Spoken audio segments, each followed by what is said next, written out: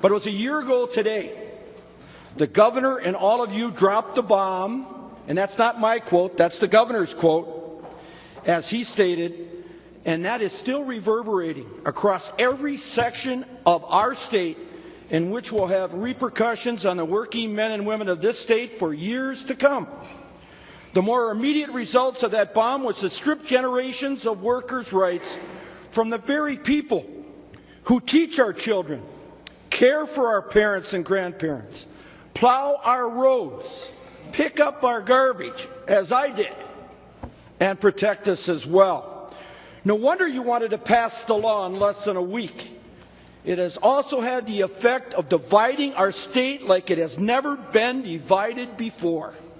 It was only the beginning of the pursuit of an extreme agenda that has pulled our state so far to the right that it's closer now to Alabama and Mississippi in its policies than it is to our neighboring states and the values we hold dear in the Midwest. And what has been the result of the past year?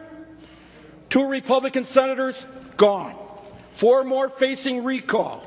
1 million people signing petitions to recall the governor. Over 800,000 signatures to recall the lieutenant governor.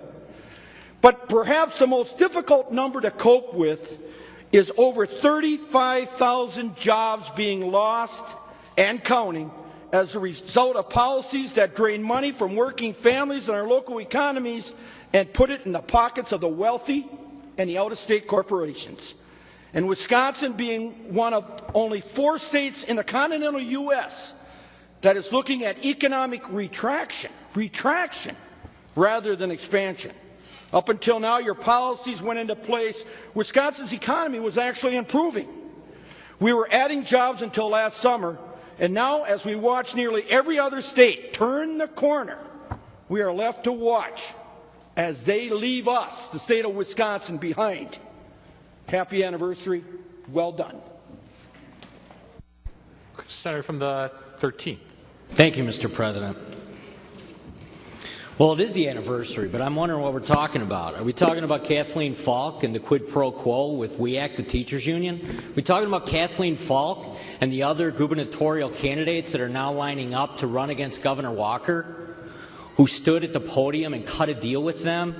The mayor of Milwaukee now saying, listen, I can't really line that up right now. And other members, even of this body, who have been talking about this all week, about the blurry line that exists between the Democratic Party of Wisconsin and its members and the public employee unions. Is that what this is about, Kathleen Falk? Kathleen Falk, who cut some deal, a gubernatorial candidate with $24,000 in her account, and yet is standing at the podium embracing Mary Bell, hugging. Literally standing arm in arm. Is that what you're talking about? Is that what this discussion is about today in the Senate? About Kathleen Falk and the corruption that now exists between the unions and your gubernatorial candidate? Because if it is, I'd love to talk about that. We'll talk about it all day if you want. Please, you've got to be kidding me. And for the senator from the 30th, boy, I wish Representative Nygren would have got enough signatures to get on the ballot, because you'd be gone too right now. Mr. President, I would ask that we would adjourn till 12:01 so this body can come back and do the business of the body with the 3rd reading at this time.